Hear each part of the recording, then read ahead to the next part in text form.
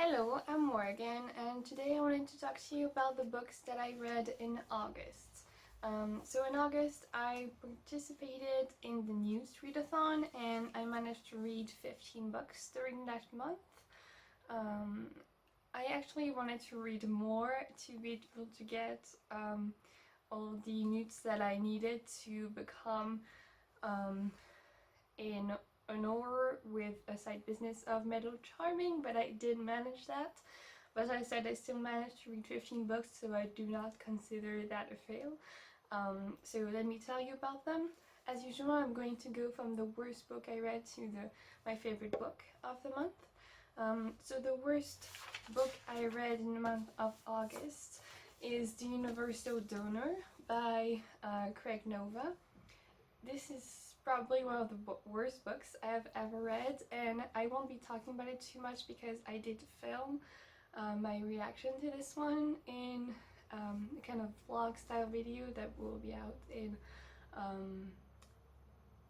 the coming month probably, if not maybe next month, because I'm doing a video with a few different books and I haven't finished all of them yet. But yeah, this was pretty bad, and the only reason I finished it is to get the n.e.w.t.s for it.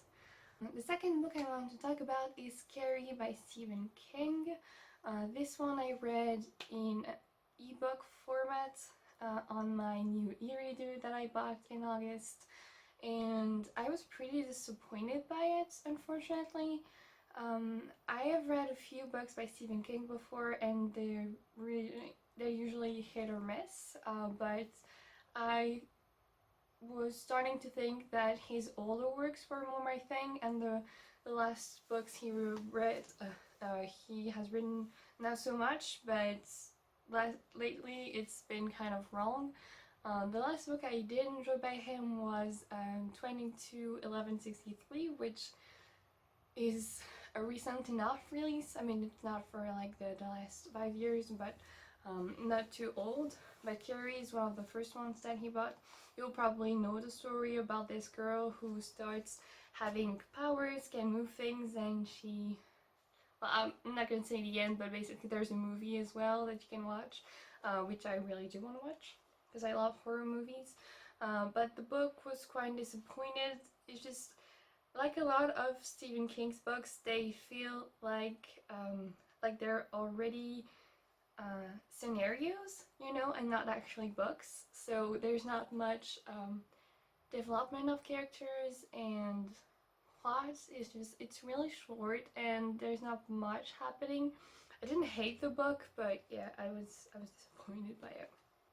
Then I read Lesath by A.M. Kerbash, which was an arc that I got from NetGalley. This book is coming out, I think, this month. And again, I was kind of disappointed by this one, less than by Stephen King, but basically it was well, it said it's a horror book, but really I don't think it's horror. It's just, it has that tension that you can feel usually in horror, but there are many horrific elements in it. And basically it's about this guy who stumbles on this facility that he doesn't know about, and people take him in basically, and he cannot leave. It's a kind of hospital, I would say, and there's a disease that's taking people, and yeah, it's really weird. The thing that bothered me with this book is, again, there wasn't a lot of development of characters, but that didn't bother me. I thought the writing was quite okay in this.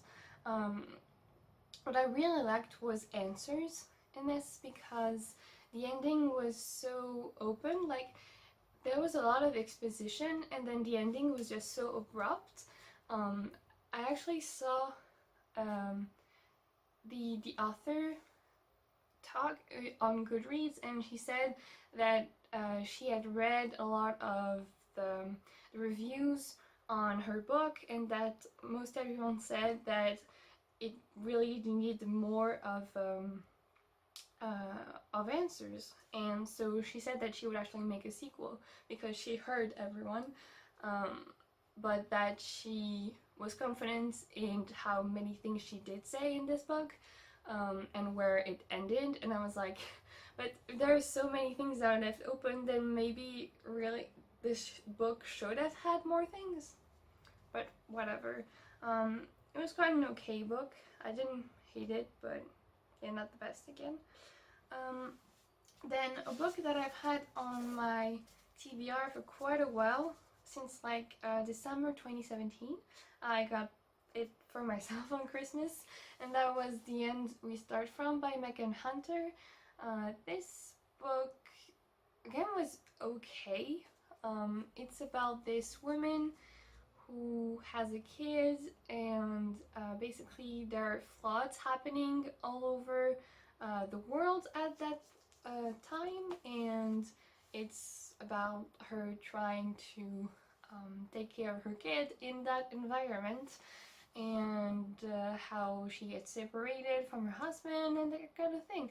And it's also written in verse, so like it's really easy to read. I don't know if you can see, but basically it was really short, but like again, there wasn't much to it to me. I've heard a few people who really enjoyed it, but I thought there wasn't much to it. It was a very quick read, obviously, but besides that, I didn't retain much of it. The story, I don't know, didn't stick with me for any reason. I don't know why it would, because what's it even trying to get to? Like, I don't understand. Like, yeah, sure, it's about a flood and how she's trying to get, but like, I don't know. Again, I'm not saying that every book has to have a point. I know I say that every time, but really it's just that it has to be interesting at least if there's no point. And I didn't think that was very interesting, or like, why does this book exist?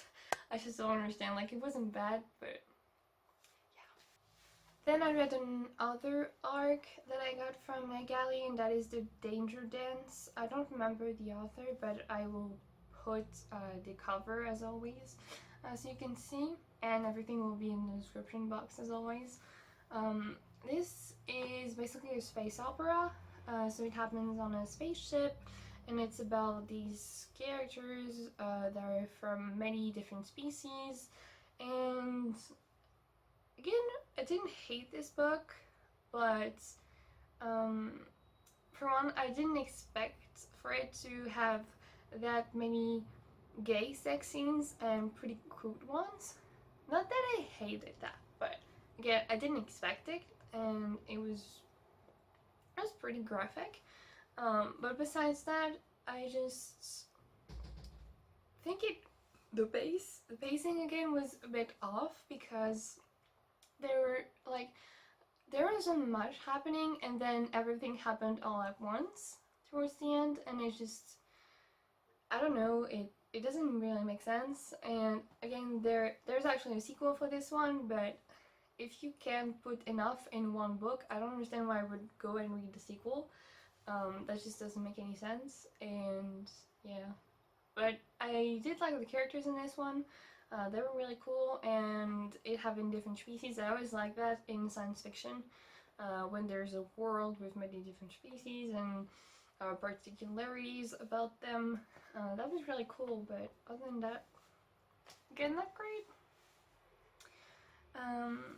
Then another book I'm not going to talk about too much, because I have a video coming out at some point about it, and one of the books is Miss Peregrine's Home for Peculiar Children by Ransom. This one, again, I thought was okay. Nothing to go home about, I would say. It's kind of a typical YA fantasy to me. I didn't hate it, but I didn't love it. It was okay. I don't think I would get the sequel. Yeah, not much to say.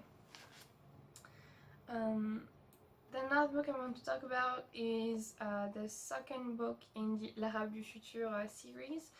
So it's called Arab of the Future as well in English, by Riad Sattouf. And so this continues from the first volume. It's a graphic novel memoir about his life when he was growing up in Syria, right? And again, like the first one, I wasn't like overwhelmed or anything. It's just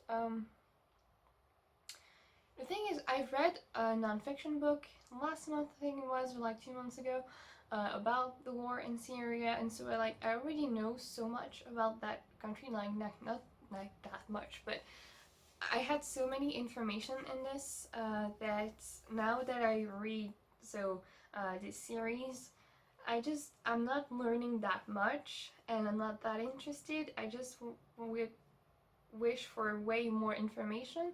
But then again, this is a graphic novel that was made for kids, and I think it's great for that. So what it was written for, it is great. But for me, it's just not satisfying my want for information. So I don't know. I would probably read the other ones because I'm still interested to see what happened in his life in the end. Because we haven't actually got to the part where Syria is in the war in the graphic novel. For now, it's still like there are a few things that they cannot get in the country, and it's also about how he grew up there and the culture in Syria that is very Muslim, of course, and that kind of thing. And again, that also I already know because my mother comes from Tunisia, so she knows all the kind of culture like this, and she has told me a lot of things. So I'm just not discovering anything new for me, but that's just me. But I think a lot of people would gain a lot from this book, both because of the culture and because of Syria in particular. It's really interesting. Another arc I got was A Keeper by Graham Norton. This is a mystery book. It actually came out like a year before, but it came out only in the UK, and now it has just come out in the US. This, as I said, is a mystery book, and it's set in 2 timelines because we follow this woman in the present who is originally from this city in Ireland, but she kind of discovers that her mother is not really her mother, and she starts to want to know what happened about that, like why isn't her mother really who she thought she was, and that kind of thing. So she starts to kind of investigate. She meets people, and basically the thing is, with a lot of stories that are set in 2 different timelines, I preferred the one in the past than the one in the present, and so I was just really always wanted to get back to that. And the story in the present I just wasn't really interested in. I didn't really like her character, like the main character that we were following. I thought she was very annoying and ungrateful and just basically a bitch. And I mean, a lot of things weren't easy for her in her life, don't get me wrong, I get that, but still I thought she wasn't great, and she seemed a bit homophobic as well, so like, yeah, I don't know, I was just bothered by a few things, but overall the book was quite cool. So next book I want to talk about is With the Fire on High by Elizabeth Acevedo. I listened to this one on audiobook and I really enjoyed it. This is about a girl who is in high school and actually has a kid, and how she's trying to juggle like school with taking care of her kid, and at the same time she wants to become a chef. So there are a lot of descriptions about food in this, which were amazing and really made me hungry at so many times. But other than that, yeah, I really like her character, and always the culture in this as well, because she was Puerto Rican, But yeah, she has a good background, and I also really like to see other characters in this. I think characters are a really good point for Elizabeth Acevedo. I really liked her previous books, The Poetics, because of the characters as well. She's really good with family dynamics, I think, and yeah, I would recommend it. Like, I don't think I will think about it too much in the future, but I did really enjoy that book. Then I've read White Tears by Harry Kunzru. I own this book, but I did actually listen to it on audiobook, and I would recommend that because this is about two 20-something guys living in New York, and they're really into music. Basically, we have this one main character that we follow more than the other, who goes in the street and is always recording things, like little sounds, and then tries to put them together to make music. And so he's a sound engineer, obviously, and they have this studio with his friends, so they're the one that we're following. But it's not really about that, or not too much, because there's a really weird thing that happens, because at some point they start to hear this song in the recordings that they don't know where it comes from, because he really doesn't remember having recording this, and but it keeps coming back to haunt them, kind of, and so there's a huge thing that started from this. And I don't want to say too much, but it was really cool. Like, it was weird also, like, at first. I didn't know what was happening. I was so confused. And also you could say that both of the characters were very unlikable, and I would totally agree. But I really like them, and the writing was really good, and just, it's a weird book. Like, I don't know what else to say.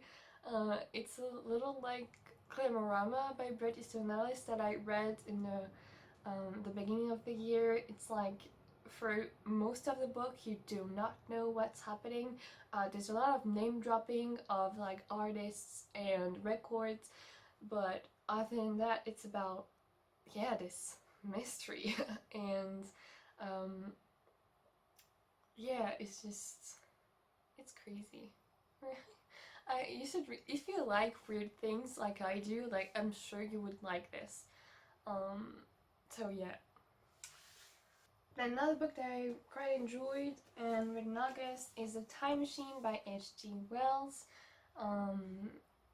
This is obviously about a time machine, and yeah, it's about this guy who builds a time machine and goes in the future. And I don't really know what else to say because it is so short. But basically, he comes back and tells all of his friends about his experience in the future, and there's a lot of thoughts, about time travel. He explains them, like the idea of time not being linear, which I think is really interesting. I am a physics student, so when you talk to me about time, I love it, and I kind of want to work on that. And yeah, it was just, I think it's really good. It's really short to read, and it's a good introduction as to, like, yeah, what is time, and is the future better? And I don't know, it poses a lot of questions. It doesn't necessarily answer them, but I think it's a good introduction into time travel, and yeah, I thought it was good. Then a book I actually do own, but I didn't take, and it's in the other room, so like I'm not gonna get it. It's The Bone Season. I reread this on ebook because I didn't want to carry my hardback around, and I love this just like the first time. This is by Samantha Shannon, and the only thing that I would say that I did think the first time and the second time is that it lacks a bit of world building at first, because you do actually get a glossary about a lot of words uh, that are in the book, but yeah, so that glossary is at the end of the book to help you with a few words in this world. But even with this, like I don't really like when it's like this. Same with like Dune that I read a few months ago by Frank Herbert. Um, I think the world building should be done better at first, because I really struggled to get into it at first and to understand how everything came together, and I had actually read it before, so like if even I struggle, it's a real thing. But besides the world building that is a bit icky at first, um, I love a main character, Paige. She's the best, and I don't think the romance actually towards the end is really needed, but whatever. It's YA fantasy, well, science fiction fantasy, because yeah, I didn't really say what it was about, so basically it's about this girl that we're following, Paige, who has, um, she has powers. She is a, what's the name again? She's a dream walker, so she can kind of get into people's heads. And it's not more complicated than that, but basically she can get into people's heads. And we're in this city, Sion. Um, there are many cities that are directed by Sion, but she lives in London specifically. And so there's the Citadel of London. The Citadel is separated to multiple boroughs, you would say, and they all have names like 1-1, 1-2, and like until 1-7, I think, or something like that. And so the thing in this book is that you have, so like normal people, uh, and like us, you know, that don't have flowers, and they're voyants. And the voyants are can be put into 7 orders that are basically from the not so powerful ones, like cartomancer is the one that can read your future in with using the cards, tarot cards, and you have other ones that really have very powerful um, have very powerful powers. And so a main character is one of the most powerful voyants, and she works for this man, Jackson, who is basically the head of one of the boroughs. Well, he's not like an official head, of course. They all work underground, and so um, the society that is against them and says that they're unnaturals. But see, I'm saying a lot of things, and I don't think it makes a lot of sense. But really, this series I am loving. Actually, I also read the second book in the month of August, and I thought it was even better. The romance even made sense in the second book, which I really enjoyed, and it's so action packed. I love the main character, and just everything that's happening is it's just totally my thing. And the mix up science fiction and fantasy is also like perfection to me. But yeah, I would highly recommend this. So another book that I read and I thought was really good in August is Beartown by Fredrik Backman. This is another one that I'm not going to talk about too much, but I thought it was really good and emotional. I cried quite a bit reading this. I gave it 5 stars, well, actually 4.5, but I always put 5 on Goodreads, whatever. And yeah, it is really something, and I would recommend it, though I don't think it's totally my kind of book. I had some qualms with it, but overall it's quite good. And so yeah, the second to last book I want to mention is the Mime Order, and that is the second book in the Bone Season trilogy, and as I said, I loved it. I thought it was even better than the first one, so I cannot wait to read the third one. And the last book I want to talk about, that I'm not going to, again, too much, is Dress Codes for Small Towns by Courtney Stevens. This is one of my new favorite books. I thought it was really good. It's about this girl, Billy, who is growing up. She has a great friend group that I really like, all of them.